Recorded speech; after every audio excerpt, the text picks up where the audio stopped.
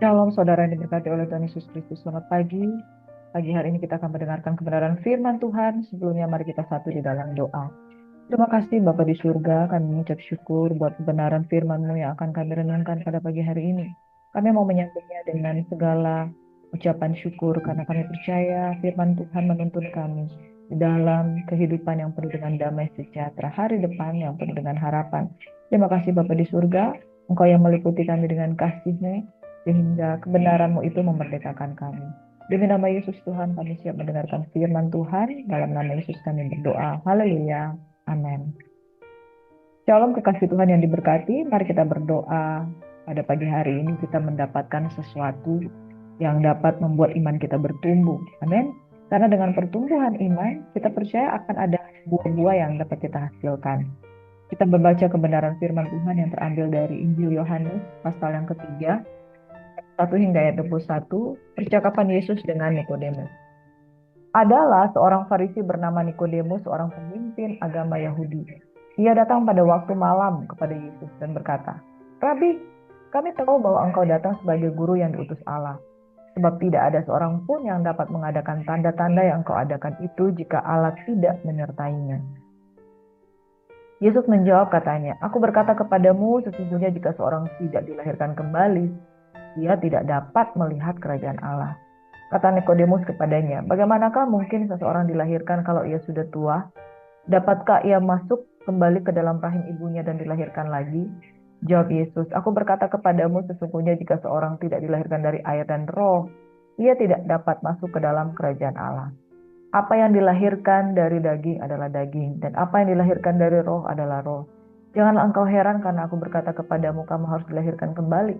Angin bertiup kemana ia mau dan engkau mendengar bunyinya, tetapi engkau tidak tahu dari mana ia datang atau kemana ia pergi. Demikianlah halnya dengan tiap-tiap orang yang lahir dari roh." Nikodemus menjawab katanya, "Bagaimanakah mungkin hal itu terjadi?" Jawab Yesus, "Engkau adalah pengajar Israel dan engkau tidak mengerti hal-hal itu? Aku berkata kepadamu, sesungguhnya kami berkata-kata tentang apa yang kami ketahui dan kami bersaksi tentang apa yang kami lihat, tetapi kamu tidak menerima kesaksian kami. Kamu tidak percaya waktu aku berkata-kata dengan kamu tentang hal-hal duniawi. Bagaimana kamu akan percaya kalau aku berkata-kata dengan kamu tentang hal-hal sorgawi?" Tidak ada seorang pun yang telah naik ke sorga selain daripada Dia yang telah turun dari sorga, yaitu Anak Manusia. Dan sama seperti Musa meninggikan ular di padang gurun, demikian juga Anak Manusia harus ditinggikan supaya setiap orang yang percaya kepadanya beroleh hidup yang kekal. Karena begitu besar kasih Allah akan dunia ini, sehingga Ia telah mengaruniakan anaknya yang tunggal, supaya setiap orang yang percaya kepadanya tidak binasa, melainkan beroleh hidup yang kekal. Sebab Allah mengutus anaknya ke dalam dunia bukan untuk menghakimi dunia, melainkan untuk menyelamatkan oleh Dia. Barang siapa percaya kepadanya, ia tidak akan dihukum. Barang siapa tidak percaya, ia telah berada di bawah hukuman. Sebab ia tidak percaya dalam nama Anak Tunggal Allah. Dan inilah hukuman itu. Terang telah datang ke dalam dunia, tetapi manusia lebih menyukai kegelapan daripada terang, sebab perbuatan-perbuatan mereka jahat. Sebab barang siapa berbuat jahat membenci terang dan tidak datang kepada terang itu, supaya perbuatan-perbuatan yang jahat itu tidak nampak. Tetapi barang siapa melakukan yang benar, ia datang kepada terang, supaya menjadi nyata bahwa perbuatan-perbuatan dilakukan di dalam Allah. Saudara, message pada pagi hari ini yang dapat kita renungkan bahwa tanpa kelahiran kembali, seorang pun tidak dapat melihat kerajaan Allah. Melihat saja tidak bisa, bagaimana mungkin bisa masuk? Dan message di dalam Yohanes 3 ayat 16 ini ucapan Yesus yang berkata, "Karena begitu besar kasih Allah akan dunia ini sehingga Ia telah mengaruniakan anaknya yang tunggal, supaya setiap orang yang percaya kepadanya tidak binasa melainkan beroleh hidup yang kekal. Sedangkan yang tidak percaya akan dihukum." Bagaimana mungkin kita dapat diselamatkan kalau kita tidak percaya? Bagaimana mungkin kita dapat percaya kalau kita tidak menerima kelahiran kembali itu, saudara? Dan Nikodemus adalah seorang ahli Farisi, dia pemuka agama Yahudi yang belajar tentang kitab-kitab suci. Dia berkata seperti ini, "Jikalau Allah tidak menyertainya, tidak mungkin seorang pun yang dapat mengadakan tanda-tanda yang kau adakan itu." Artinya, saudara, dia percaya bahwa apa yang Yesus adakan itu berasal dari Allah. Tetapi mereka tidak percaya. Dan mereka butuh peneguhan. Dia datang kepada Yesus pada waktu malam. Kenapa tidak datang kepada waktu siang? Karena dia takut orang-orang Yahudi akan menyaksikan kalau dia mencari Yesus. Saudaraku, firman Tuhan berkata seperti ini. Aku berkata kepadamu sesungguhnya jika seorang tidak dilahirkan kembali, ia tidak dapat melihat kerajaan Allah. Yesus tidak menjawab secara langsung apa yang menjadi pertanyaan dari Nikodemus. Rabi, kamu tahu engkau datang sebagai guru yang diutus Allah. Tidak ada seorang pun yang dapat mengadakan tanda-tanda yang engkau adakan itu jika Allah tidak menyertainya. Yesus menjawab dengan jawaban yang lain. Jika orang tidak dilahirkan kembali, ia tidak dapat melihat kerajaan Allah. Dengan kata lain, kalau engkau tidak lahir baru, engkau sama sekali tidak akan percaya, bahkan tidak akan melihat kerajaan Allah, apalagi masuk. Saudara, percakapan Yesus dengan Nikodemus ini berbicara tentang bagaimana kerajaan Allah itu akan dapat kita lihat, akan kita masuk ke dalam kerajaan kalau kita mengalami yang namanya kelahiran kembali. Amin. Roma 10 ayat 9-10. Jika kita mengaku dengan mulut kita dan percaya dengan hati kita bahwa Yesus adalah Tuhan, Yesus yang mati dibangkitkan pada hari yang ketiga, naik ke surga, duduk di sebelah kanan tata Allah Bapa, maka engkau akan selamat. Dan saudaraku yang diberkati, kelahiran baru itu tidak disertai dengan tanda-tanda seorang itu masuk lagi ke rahim ibunya, tetapi bagaimana hatinya, bagaimana jiwanya diubahkan oleh Tuhan. Oleh karena dia mengalami satu perjumpaan pribadi dengan Tuhan. Nikodemus datang mencari Yesus. Nikodemus menjumpai Yesus secara pribadi.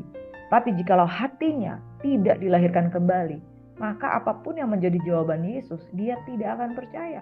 Karena apa yang dilahirkan dari daging? Daging itu berbicara tentang cara kita melihat secara jasmani. Cara kita percaya secara jasmani.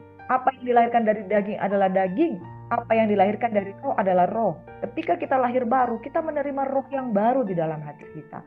Saudaraku yang diberkati, apa yang terjadi jika seseorang mengalami kelahiran baru? Dia bukan saja sekedar melihat kerajaan Allah, tapi dia masuk dalam kerajaan Allah. Bahkan dia akan mempercayai hal-hal dan perkara-perkara ilahi yang Yesus lakukan. Tidak seperti ahli-ahli Taurat, orang-orang Farisi yang melihat pekerjaan Tuhan tapi tidak percaya. Kalau orang mengalami kelahiran baru, dia akan tersingkapkan. Selubung-selubung rohaninya itu akan diangkat, akan disingkapkan. Yesus berkata, bagaimana mungkin engkau adalah pengajar Israel dan engkau tidak percaya dengan hal-hal itu?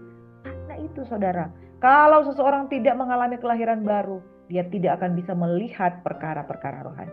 Kalau saudara tidak mengalami hati yang baru diberikan oleh Tuhan, saudara tidak akan percaya perkara-perkara rohani, saudara tidak akan mengalami perkara-perkara rohani, saudara juga tidak akan melihat perkara-perkara ilahi yang Tuhan kerjakan. Dengan mata jasmani, apa yang kita lihat secara daging, kita akan percaya secara daging. Firman Tuhan katakan di dalam Yohanes 3 ayat 16. Begitu besar kasih Allah akan dunia ini, dia telah mengaruniakan anaknya yang tunggal. Maka setiap orang harus percaya kepadanya. Jika tidak percaya, binasa. Orang yang percaya tidak binasa melainkan beroleh hidup yang kekal. Di dalam ayat yang ke-18 berkata, barang siapa percaya kepadanya, ia tidak akan dihukum. Saudara, keuntungan untuk percaya yaitu kita tidak binasa. Keuntungan bagi orang yang percaya beroleh hidup yang kekal. Keuntungan bagi orang yang percaya ia tidak akan dihukum.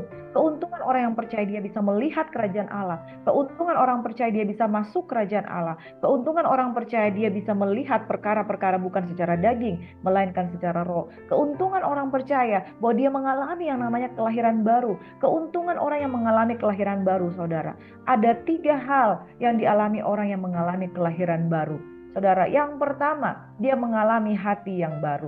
Seseorang yang dilahirkan kembali oleh karena percaya dengan hatinya dan mengaku dengan mulutnya, dia akan mengalami yang namanya kelahiran baru. Apa yang dia akan terima pada waktu dia mengalami kelahiran baru? Yeskiel 36 ayat 26 seperti ini berkata, kamu akan kuberikan hati yang baru dan roh yang baru di dalam batinmu, dan aku akan menjauhkan daripadamu, dari tubuhmu, hati yang keras, dan akan kuberikan kepadamu hati yang taat. Renungan pada saat ini saudara, seperti apakah pemulihan sejati yang dilakukan Tuhan terhadap umatnya? Bukan sekedar pemulihan hal-hal lahiriah, tapi yang dimulai dari hati. Lahir yang baru, pemulihan yang bukan sekedar reformasi, perubahan bentuk, tapi transformasi, perubahan yang bersifat dari dalam keluar. Makanya saudara, kalau seseorang tidak mengalami yang namanya kelahiran baru, mustahil dia akan percaya perkara-perkara rohani. Seperti Nikodemus, ketika dia bertanya, Tuhan katakan kalau engkau bertanya, engkau tidak akan percaya sekalipun engkau melihat kalau hatimu tidak mengalami kelahiran baru. Saudara, apa yang kita dapatkan kalau kita mengalami kelahiran baru? Hati yang baru.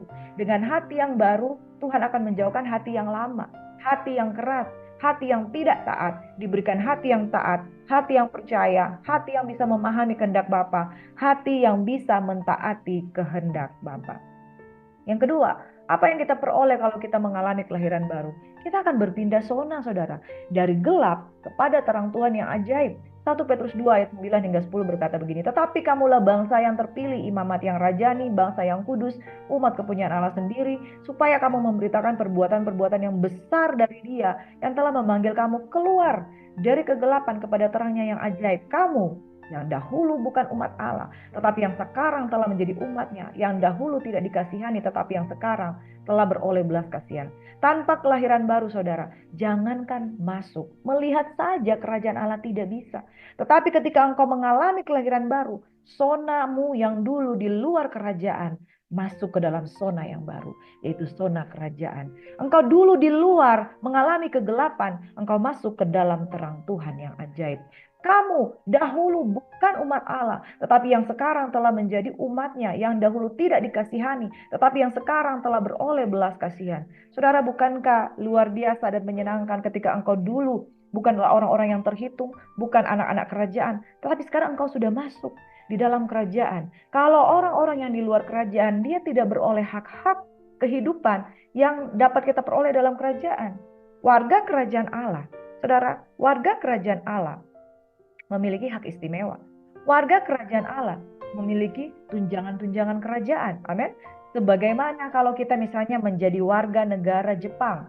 Saudara, kalau saudara menjadi warga negara Jepang, tentu saudara memperoleh hak-hak, ya, tunjangan sosial, tunjangan ekonomi dan lain sebagainya. Kalau saudara berada di Swiss, saudara akan memperoleh tunjangan-tunjangan seperti yang disyaratkan bagi warga negara Swiss.